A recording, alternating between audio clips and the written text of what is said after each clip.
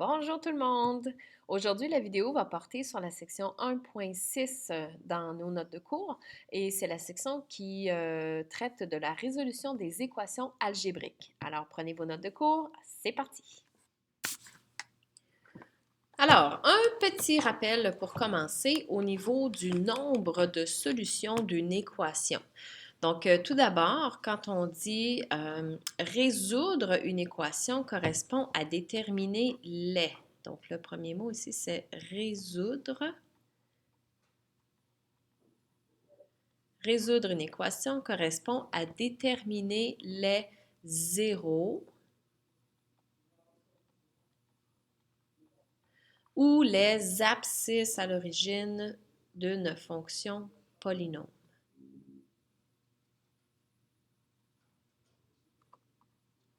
Les abscisses à l'origine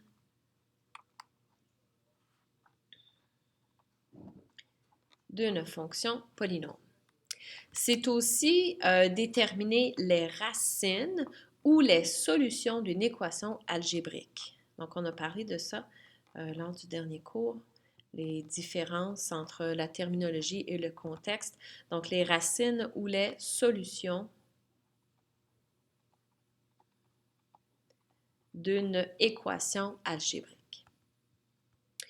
Dans l'encadré, racine d'une équation algébrique. Une équation algébrique de degré n peut posséder de 0 à n solutions ou racines réelles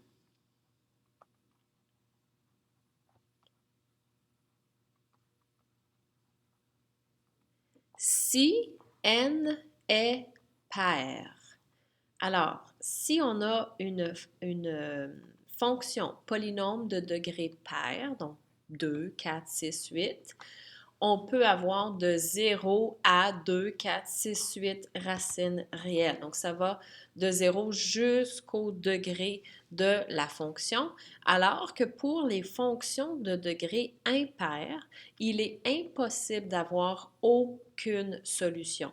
Les fonctions polynomiales de degré impair vont toujours couper l'axe des x à un minimum de un endroit et on peut en avoir un maximum de n également.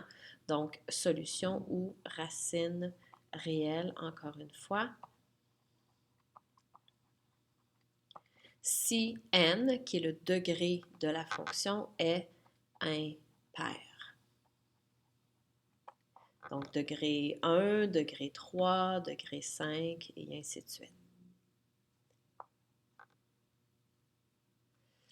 Au point 2 maintenant, résolution d'équations par factorisation. Bien ça, on a déjà vécu l'expérience avec des fonctions de degré 2 en 10e année, possiblement l'an passé en 11e aussi. Alors, pour ce faire, on va devoir bien évidemment factoriser la fonction polynomiale et ensuite de ça, résoudre l'équation lorsqu'on remplace f de x par 0. Alors, si on veut trouver les abscisses à l'origine, il va falloir factoriser dans un premier temps. On peut tout de suite remplacer le f de x par 0, étant donné qu'on sait qu'on va devoir résoudre cette équation-là. Et là, pour faire un lien avec la section précédente, on peut regarder dans ce polynôme de degré 3 si on peut factoriser avec un raccourci. Donc, j'ai 4 termes. Allons voir si je peux les regrouper 2 à 2 comme on l'a fait précédemment. Donc ici, ça va être possible si je mets en évidence x au carré, il va me rester x moins 3 ici. Et si je mets moins 4 en évidence, il va me rester x moins 3 pour la droite. Et ensuite de ça, je termine ma factorisation. Donc j'ai x moins 3 facteur de x au carré moins 4. Mais là, on ne s'arrête pas là parce que si vous êtes perspicace, vous voyez qu'ici, il s'agit d'une différence de carré qui se factorise comme x plus 2 facteur de x moins 2. Alors, les racines ici, je vais regarder quelle est la valeur de x qui rend chaque facteur nul à tour de rôle. Donc, pour le premier facteur x moins 3, la valeur de x qui rend ce facteur-là nul, c'est plus 3. X indice 2 va valoir moins 2. Et puis x indice 3 va valoir plus 2. J'ai donc 3 racines réelles. Pour faire l'esquisse du graphique maintenant, bien, on peut aller placer nos 3 abscisses à l'origine. Alors, moins 2, plus 2 et plus 3. Et puis, tel que discuté lors de la dernière section, ici, j'ai une fonction de degré 3, donc les comportements à l'infini vont être opposés. Soit que mon graphique monte comme ceci et file vers plus l'infini, ou bien qu'on a l'inverse et qu'on a quelque chose comme ceci. Si le coefficient principal qui ici vaut plus 1. S'il est positif, on a cette allure-ci. Et si notre coefficient principal est négatif, on a une allure comme cela. Donc, comme on a une fonction dont le coefficient principal est positif, ma fonction va ressembler à ceci. Aussi, peut-être je pourrais prendre la peine, bien qu'il n'y ait pas de graduation, mais je pourrais venir poser ici que ça, c'est mon plus 12. On demande une esquisse, hein, donc c'est loin d'être à l'échelle. Et je mets 12 ici parce que c'est mon terme constant, donc mon ordonnée à l'origine. Alors, voici ce que je vais faire. Ma fonction arrive de très loin. Je m'en viens chercher mon ordonnée à l'origine. Ici, on ne le sait pas, là, mais ça va monter un petit peu plus haut. Je m'en viens attraper mon ordonnée à l'origine. Je m'en viens chercher ma première racine. Et ensuite de ça, je monte à l'infini. Désolée, c'est pas super précis, mais vous comprenez le principe. Donc, voici notre esquisse. On va aller faire la suivante. Ici, on demande de résoudre l'équation. Donc, dans ce temps-là, ça veut dire qu'on a une seule inconnue qui est ici x. Donc, je n'ai pas une fonction y égale quelque chose. Tout ce que je vais faire pour commencer, c'est comme on le faisait pour les fonctions du second degré, je vais tout mettre du même côté et ensuite de ça, résoudre l'équation qui est égale à 0. Donc, ça va nous donner 2x exposant 4 moins 3x exposant 3 plus 2x exposant 2. Mon 6x devient négatif, donc moins 6x, et la même chose pour le plus 4 qui devient moins 4, et le tout est égal à 0. Ici, malheureusement, je vais vous épargner l'analyse, mais on n'est pas capable de choisir des regroupements ou quoi que ce soit, ça ne fonctionne pas. Donc, on est obligé d'utiliser notre théorème du reste. Alors, si j'essaie plusieurs valeurs, disons que je suis bien chanceuse et que je tombe tout de suite sur la bonne valeur, si je remplace x par 2, je vais avoir ici 2 facteurs de 2 à la 4, moins 3 fois 2 à la 3, plus 2 fois 2 à la 2, moins 6 fois 2, moins 4 égale 0.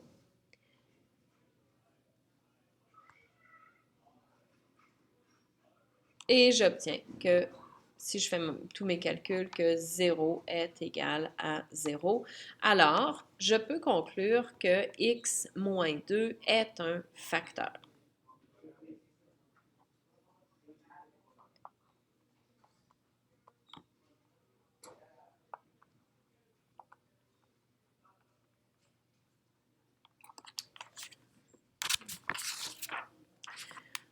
On n'a pas terminé. Si vous avez encore de l'espace dans le bas ici, on va faire notre division ici. Sinon, vous avez un petit peu d'espace de l'autre côté. En fait, je pense que moi, je vais aller de l'autre côté. Donc, ce qu'on va faire ici, on va faire la division de notre polynôme initial, dont les coefficients étaient 2, moins 3, 2, moins 6 et moins 4. Et je fais ma division par x moins 2. Donc, je vais mettre plus 2 ici. J'abaisse mon 2. 2 fois 2, 4, que je m'en viens mettre là. Je fais mon addition, ça me donne 1. Ensuite de ça, 1 fois 2 donne 2. Je fais mon addition, ça me donne 4. 4 fois 2, 8. Donc, moins 6 plus 8 me donne plus 2. Et 2 fois 2, 4, qui me donne un reste, qui est tout à fait normal, de 0. Donc, ceci, ça veut dire que x moins 2 fois 2x exposant 3 plus x exposant 2 plus 4x plus 2 sont les facteurs de mon polynôme initial et le tout est égal à 0. Je poursuis ma factorisation. Ici, on est chanceux, on est capable de faire des groupes de 2 et de factoriser par groupement. Donc, celui-ci va juste suivre jusqu'à la fin. Je vais m'ouvrir des grands crochets pour venir travailler proprement à l'intérieur. Donc, je peux mettre ici x au carré en évidence. Il va me rester ici 2x plus 1.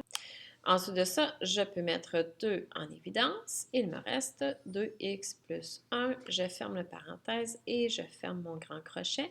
Le tout est égal à 0. Et finalement, x moins 2, je peux enlever mes grands crochets parce que je suis au stade de factoriser ce qui reste. Et il reste ici x au carré plus 2. Et le tout est égal à 0. Donc, quelles sont les racines de ceci? Je vais aller voir là, je vais aller voir là et ici. Pour la première parenthèse, x va valoir plus 2, pardon.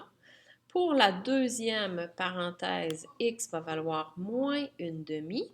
Et regardons la suivante. Est-ce qu'il est possible de prendre une valeur de x, l'élever au carré, obtenir donc une valeur positive, l'additionner de 2 unités et obtenir une valeur qui est nulle? Ici, c'est impossible. Et d'ailleurs, si on essayait de résoudre cette équation-là, bien, on obtiendrait une aberration. Il faudrait que x au carré soit égal à un nombre négatif. Or, c'est impossible. D'accord? Donc, on a deux racines réelles ici qui valent 2 et moins une demi. Poursuivons maintenant avec l'exemple 3. À l'exemple 3, on vous demande détermine les zéros de v de x qui est égal à x cube moins 25x carré plus 150x moins 252. Alors, encore une fois, même si on essaie de regrouper 2 à 2, malheureusement, c'est en vain, on n'arrive pas à faire quoi que ce soit. Et si à tout hasard, la chance nous sourit à nouveau et qu'on décide de tout remplacer les x par 3 après en avoir essayé quelques-unes, on va trouver une première valeur qui fonctionne, donc un premier 0, donc 3 exposant 3 moins 25 fois 3 exposant 2 plus 150 fois 3 moins 252, on obtient que le tout est égal à 0. Si vous voulez vérifier, soyez les bienvenus. Donc, de ceci, on peut conclure que le facteur x moins 3 en est un de la fonction v de x. Donc, x moins 3 est un facteur. Vient ensuite la division qu'on peut faire de manière raccourcie de notre fonction v de x, dont les coefficients sont 1, moins 25, 150 et moins 252. Et je divise ça par x moins 3. Donc ici, je m'en viens mettre plus 3. J'abaisse mon 1 et je fais ma petite routine. Donc 1 fois 3 donne 3. J'additionne les deux, ça me donne moins 22. Moins 22 fois 3 me donne moins 66. 150 plus moins 66 me donne 84. 84 fois 3 me donne 252.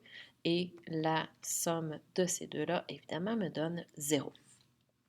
Ce qui veut dire que mon polynôme v de x peut s'écrire comme x moins 3 fois x au carré moins 22x plus 84. Maintenant, ce deuxième facteur-là, on va aller voir si on peut factoriser. Malheureusement, si on essaie avec produit-somme, ce sont quand même de gros nombres, mais même avec toutes les tentatives possibles, on n'arriverait pas à trouver des nombres entiers qui répondent à nos deux conditions. Alors, on est obligé d'aller utiliser la formule quadratique. Donc, un petit rappel que la formule quadratique nous donne automatiquement les zéros de la fonction et cette formule-là, elle a la forme moins b plus ou moins la racine carrée de B2 moins 4AC. Et le tout est divisé par 2A.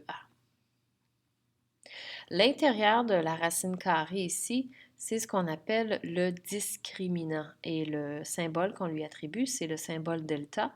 Donc, delta, c'est B2 moins 4AC tout court. J'aime beaucoup calculer mon delta avant d'entrer dans la grande formule. Ça l'allège de beaucoup le calcul, puis en même temps, on peut tirer tout de suite des conclusions quant à la quantité de zéros qu'il va y avoir. Alors, si dans le problème présent, je calcule mon delta, ma valeur de B, c'est moins 22. Donc, j'aurai ici moins 22 au carré, moins 4 fois A qui vaut 1, fois C qui vaut 84. Dans le cas présent, mon delta vaut 148. Donc, à titre de rappel, si delta est positif, on va avoir deux racines réelles. S'il est égal à 0, j'en ai une seule qui vaut moins b sur 2a. Et s'il est négatif, il n'y aura pas de racine réelle. Donc, une fois rendu ici, je peux aller avec mon calcul. Donc, mes valeurs de x vont valoir moins b, donc moins 22, plus ou moins la racine carrée de 148. Et le tout va être divisé par 2a, donc 2 fois 1 qui donne 2. Donc, suite à mon premier calcul, j'obtiens que j'ai une première valeur qui vaut 17,08 et une deuxième valeur qui vaut 4,92. Si je prenais le temps de réécrire ici mon polynôme initial, j'aurais x moins 3, ensuite x moins 17,08 et x moins 4,92. Je veux résoudre l'équation, déterminer les zéros plutôt, donc je remplace v de x par 0. J'ai oublié une petite parenthèse ici. Alors, mes trois facteurs à nouveau. Et là, je peux aller chercher les zéros de ma fonction en trouvant chacune des valeurs de x qui rend chaque facteur nul. Donc, j'aurai x1 qui vaut plus 3. Et dans le fond, j'ai déjà mes deux autres valeurs qui sont ici, là, que je vais appeler maintenant x indice 2 qui était notre 17,08 et notre x3 qui va valoir 4,92. À la page 3 maintenant, on demande de déterminer l'équation d'une fonction à partir des zéros. Alors, allons voir l'information qui est donnée, puis on va déduire l'équation. Donc, détermine l'équation de la fonction polynôme sous forme factorisée qui passe par le point 2, 40. Ce point-là nous donne une valeur de x et de y qui fonctionnent dans l'équation et dont les zéros sont moins 2, 1 et 4. Comme il y a 3 zéros, je peux conclure que ma fonction est de degré 3. Si on avait d'autres zéros ou s'il y avait des zéros doubles, on le mentionnerait. Donc ici, je peux tirer cette conclusion-là avec assez d'assurance. Alors, je vais poser que f de x est égal à une certaine valeur ici principale. Dans le passé, on appelait cette valeur-là A. On peut utiliser la lettre que l'on veut, là. Et je vais construire mes trois facteurs. Vous savez que les facteurs ont toujours la forme x moins la valeur de l'abscisse à l'origine. Donc, si j'ai x moins 2, j'aurai pour la première x plus 2, la deuxième x moins 1 et la troisième, x moins 4. On a presque tout, essentiellement. Tout ce qui nous manque, c'est la valeur de k. Pour la trouver, bien, je vais utiliser les valeurs de x, y du point qui était fourni. Je remplace f de x par 40 et je remplace tous les x par 2 pour être capable ensuite d'aller isoler et trouver la valeur de k. Alors, ça va me donner ici 40 égale k fois 2 plus 2, 2 moins 1 et 2 moins 4, qui me donne que 40 est égal à k fois 4 fois 1 fois moins 2. 40 est égal à moins 8k. Je divise tout par moins 8 et je trouve que k a une valeur de moins 5. Maintenant que j'ai ça, je reconstitue mon équation et je sais maintenant que f de x est égal à moins 5 fois, et les trois facteurs que j'avais déjà déterminés, donc x plus 2, x moins 1 et puis x moins 4. Et ça conclut l'exemple numéro 4. À l'exemple 5, la question elle est un petit peu différente. On demande de déterminer l'équation de la famille de fonctions polynômes sous forme réduite et ordonnée, dont les racines sont plus ou moins 3 racines de 2 et 4. J'ai donc 3 racines, encore une fois, la version positive de 3 racines de 2 et la version négative, ainsi que la valeur de x égale 4. Lorsqu'on parle d'une famille de fonctions, il s'agit de fonctions de même degré dont les racines sont identiques, mais pour lesquelles l'élongation verticale va être différente.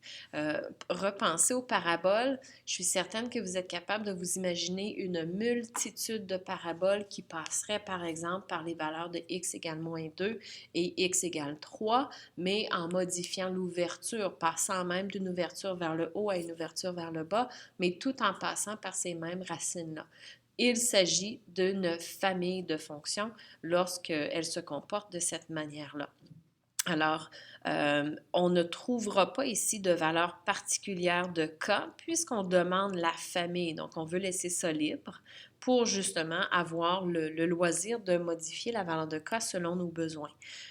Il faut donc ici aller travailler avec nos facteurs, puis c'est plus au niveau de la forme réduite et ordonnée où on aura des manipulations à faire.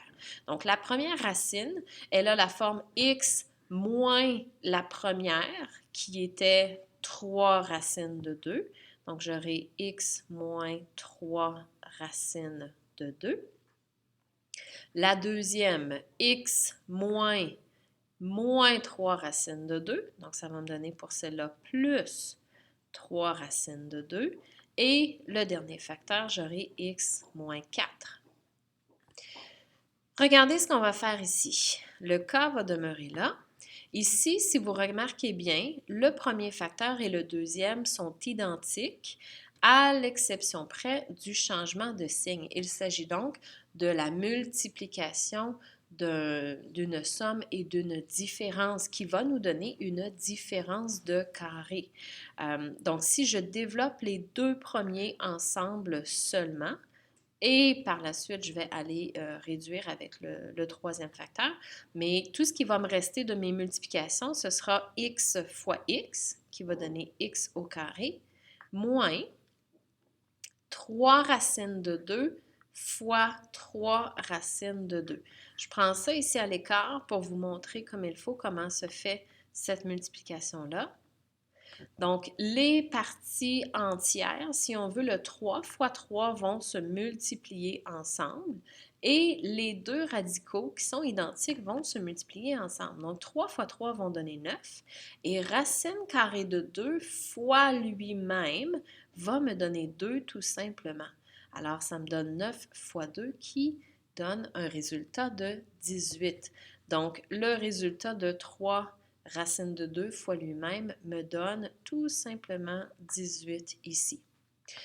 Et encore une fois, parce que je veux une forme réduite et ordonnée, il me reste cette multiplication-là à faire de mon x au carré moins 18 fois x moins 4, et ça va me donner ça, x cube moins 4x au carré moins 18x et plus 72. Et voilà, on peut le laisser comme ça pour laisser en évidence notre facteur K qui, comme je vous dis, on est libre de le modifier et peu importe les valeurs qu'on lui donne, on va obtenir une équation qui va faire partie de la même famille que ces fonctions-là ici. L'exemple 6, maintenant, comporte plusieurs étapes. Il faut bien comprendre la question.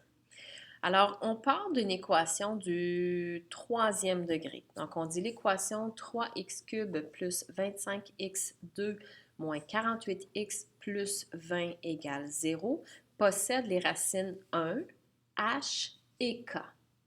On veut savoir, on veut déterminer une équation du second degré, donc d'une toute autre fonction de degré 2, dont les racines sont h plus k pour la première et puis h fois k pour la deuxième.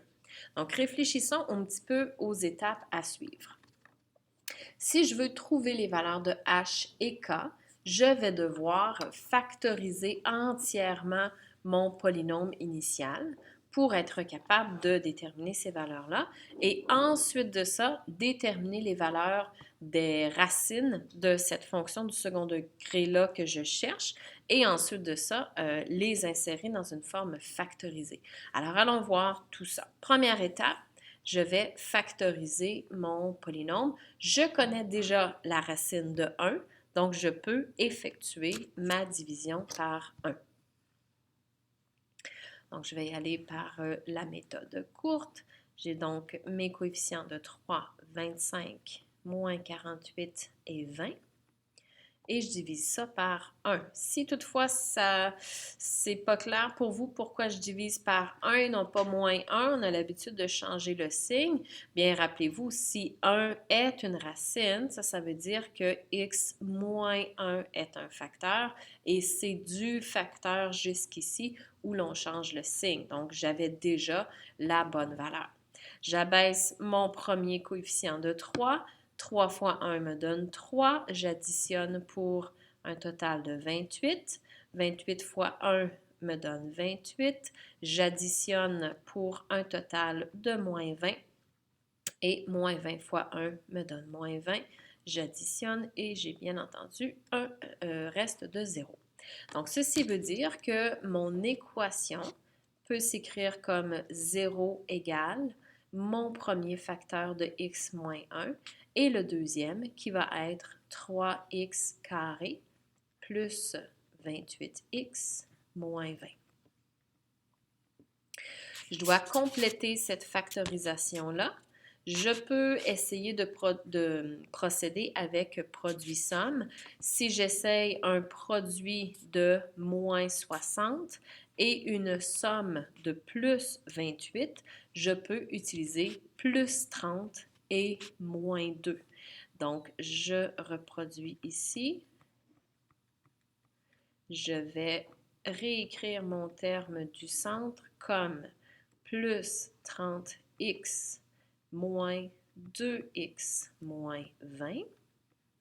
Je vais factoriser par petit groupe de 2. Je vais donc ouvrir des grands crochets. De mes deux premiers termes, je peux mettre en évidence 3x.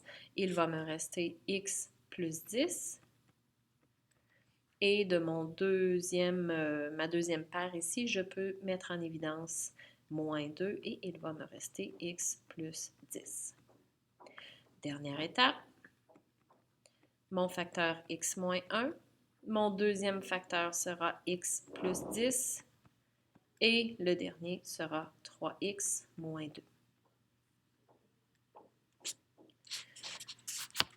J'ai donc ici, une racine que je connaissais déjà, qui est x égale 1. Celle-ci, je vais avoir x égale moins 10 et celle-ci, je vais avoir x égale 2 tiers. Alors, je peux poser, il n'y a rien qui détermine h et k dans l'ordre précis, mais je peux poser que h est donc égal à moins 10 et que k est égal à 2 tiers. Je vais poursuivre ici en haut à droite. De là, je peux tirer comme conclusion que pas x, mais h plus k, qui va être la première valeur de racine pour la fonction du second degré que l'on cherche, c'est égal à moins 10 plus 2 tiers, qui va me donner, si je mets mon moins 10 sur 3, là, je vais avoir moins 30 tiers plus 2 tiers, donc moins 28 tiers. Ça, c'est la première racine. Et la deuxième, si je fais h fois k, j'ai donc moins 10 fois 2 tiers qui vont me donner moins 20 tiers. Donc, voici mes deux abscisses à l'origine, mes deux racines, je devrais dire ici, pour mon équation du second degré. Alors, on sait que pour reconstruire mon facteur, si je veux rendre ça un petit peu plus beau pour l'œil, au lieu de mettre des fractions à l'intérieur de mes facteurs, voici comment je peux procéder. Donc, je sais dans ce cas-ci que x vaut moins 28 tiers. Donc, si je ramène tout du côté gauche pour accompagner le x, je vais revoir ma petite équation égale 0. Et donc, c'est comme si j'ai reconstruit mon facteur avant d'isoler x. Donc, si je fais x3 de chaque côté dans un premier temps, je vais avoir que 3x est égal à moins 28. Et ensuite de ça, je vais additionner 28 de chaque côté. Donc, plus 28 égale 0. Donc, mon facteur initial va être 3x plus 28. Et même chose pour le deuxième. Si mon x vaut moins 20 tiers, ça veut dire que 3x est égal à moins 20 et donc que 3x plus 20 est égal à 0. Et voici mon facteur. Donc, l'équation que je cherchais, on a bien 0 égale. Si on avait demandé une fonction, j'aurais écrit f de x. Là, on demande une équation. Alors, 0 va être égal à 3x plus 28 fois 3x plus 20. Bien que ce n'est pas mentionné dans la question, on peut toujours développer ici et on obtiendrait une forme générale de 9x au carré. Ensuite de ça, j'ai 3x fois 20 plus 28 fois 3x qui me donnerait 144x. Et mon terme constant va me donner 560. Nous allons maintenant faire l'exemple 7 à la page suivante.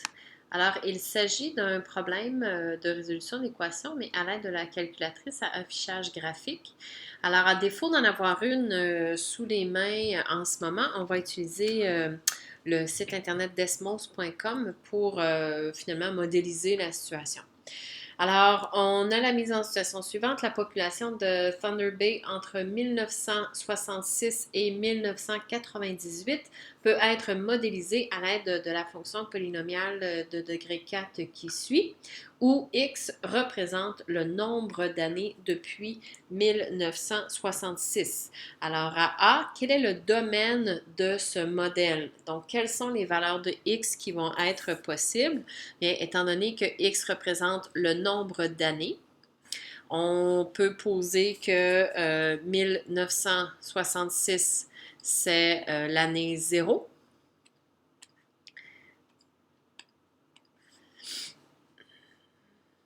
Donc, 1966 représente x égale 0 et 998 va représenter x égale, il y a une différence de 32 ans entre les deux dates. Alors, voici. Ce qui veut dire que notre domaine va être égal à l'ensemble des x qui appartiennent au nombre réel tel que x est compris entre 0 et 32 inclusivement. Donc, voici le domaine. Détermine à quel moment la population était de 122 775 habitants. Écris l'équation à résoudre pour commencer. Donc, on a l'équation suivante à résoudre. Je remplace P de x par 122 775 et ça, c'est égal à ma grande équation. Donc, 0,28 x à la 4 moins 21,21 x à la 3 plus 578,35 fois x à la 2 moins 6382,66x plus finalement 143 673. La mauvaise nouvelle dans tout ça, c'est qu'il va falloir tout réécrire parce que je dois mettre mon équation égale à 0. Donc, je dois soustraire 122 775 des deux côtés. Et lorsque l'on fait ça, bien, j'obtiens l'équation 0 égale et on recommence. Bien entendu, il n'y a que le terme constant de la fonction initiale qui va être modifié ici. Donc, 21,21x à la 3 plus 578,35. Je vais recommencer ça ici parce que ce n'est pas très lisible. Alors, 578,35x au carré moins 6382,66x et finalement mon terme constant devient 20 898.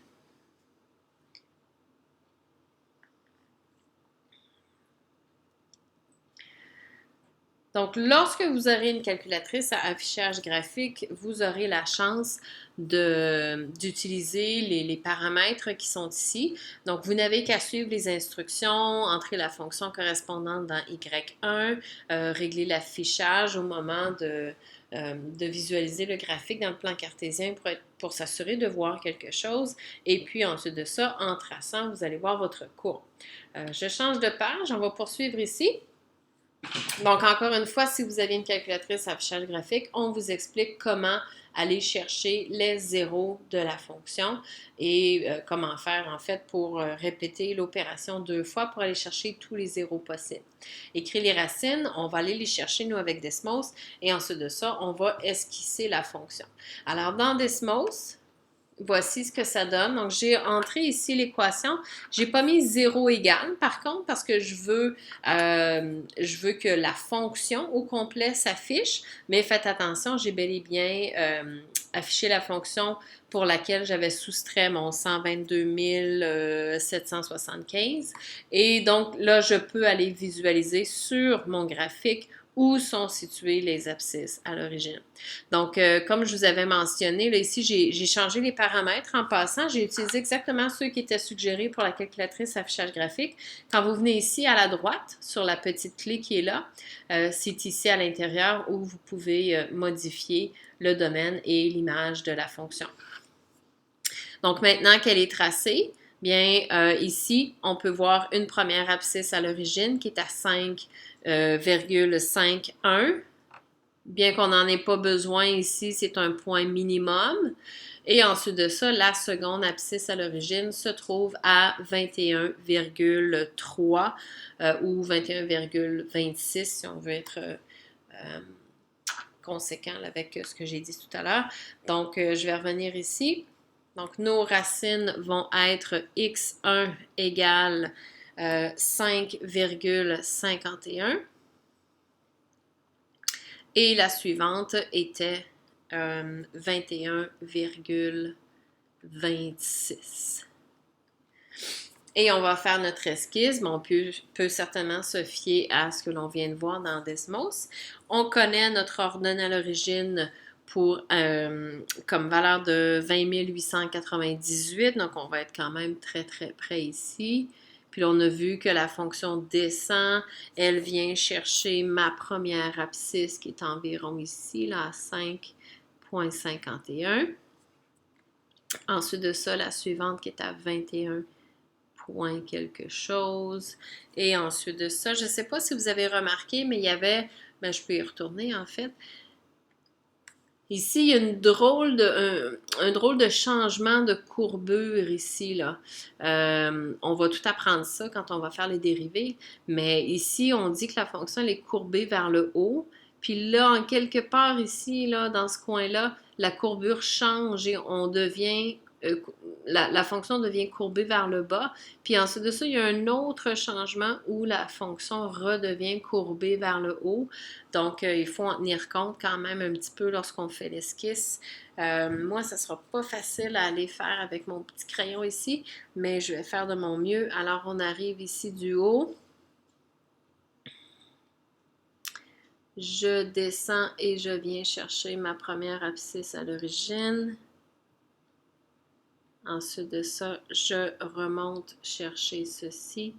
Puis là, il y a mon espèce de changement de courbe. Je n'ai pas pris en note un autre point, mais ça ressemble essentiellement à ceci. Ouais, c'est pas très beau, mais je suis certaine que le vôtre va être meilleur que le mien.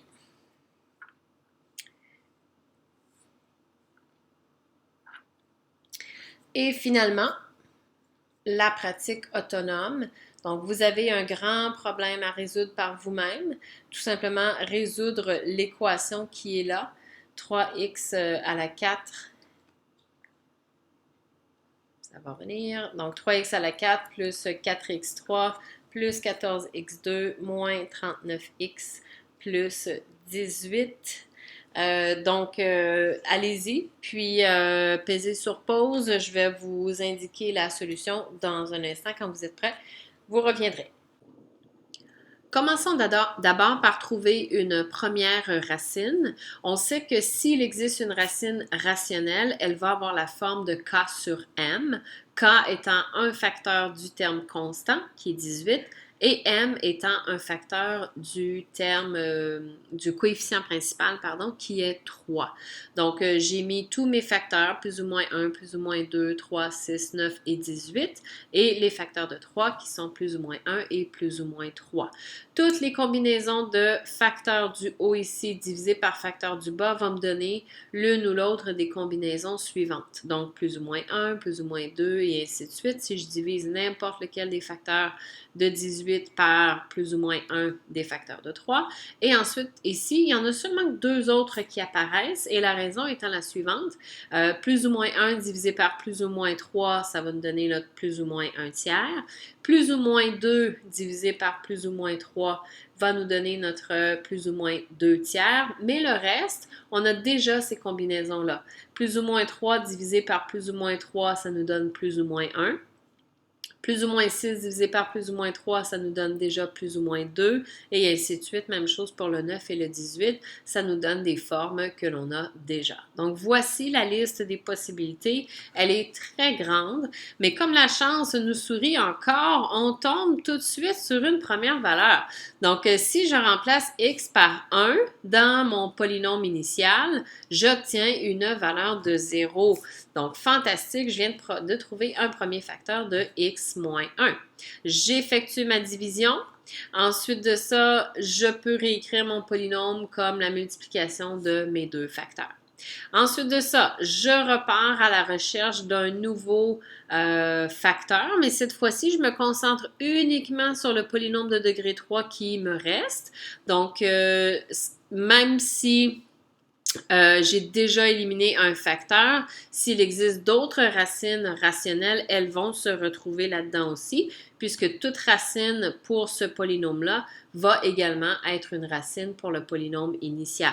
Donc, je remplace x par 2 tiers. Ce ne serait pas mon intuition première. Je ferais les fractions en dernier, mais malheureusement, c'est la dernière qui reste et qui va fonctionner. Donc, si je remplace tout par 2 tiers dans ce polynôme de degré 3-là, j'obtiens par hasard un reste de 0, une valeur de 0 qui indique que j'aurai un reste de 0 dans la division. Donc, si je recrée mon facteur maintenant, donc je peux partir avec l'idée que x vaut 2 tiers ici. Ensuite de ça, je fais x3 de chaque côté, moins 2 de chaque côté. Donc, j'obtiens mon facteur de 3x moins 2. Je vais faire ma division, mais là, faites attention, on est dans ce cas où j'ai un coefficient qui n'est pas 1 ici. Donc, je fais ma division avec le 2 tiers, mais ensuite de ça, mon résultat, je dois le diviser par 3 à nouveau, puisqu'il me manque un facteur 3 dans la division que j'ai effectuée. Et voici le résultat de ma division. Si je réécris maintenant mon équation initiale 0 égale x moins 1 qu'on avait déjà trouvé, maintenant 3x moins 2 qu'on vient de trouver, et voici le résultat qui me reste. Là, je dois savoir si ceci, ça se factorise à nouveau. Comme c'est un polynôme du degré 2, je peux y aller avec les méthodes de factorisation que je connais. Incapable de trouver produit-somme qui fonctionne ici, donc j'essaie ma formule quadratique et comme je vous ai déjà suggéré, on commence par calculer la valeur de delta. De cette façon-là, je peux déjà conclure que ça ne me sert à rien d'entrer toutes mes valeurs dans la formule quadratique puisque mon delta est négatif. Donc, je n'ai pas de racine réelle. Ce polynôme-là ne se factorise pas. Donc, finalement, pour répondre à la question initiale, les racines qui fonctionnent ou les valeurs de x qui fonctionnent dans l'équation pour la résoudre sont 1 et 2 tiers. Donc, nous terminons donc en ce moment la section 1.6. Vous pouvez faire les exercices de la section 1.6.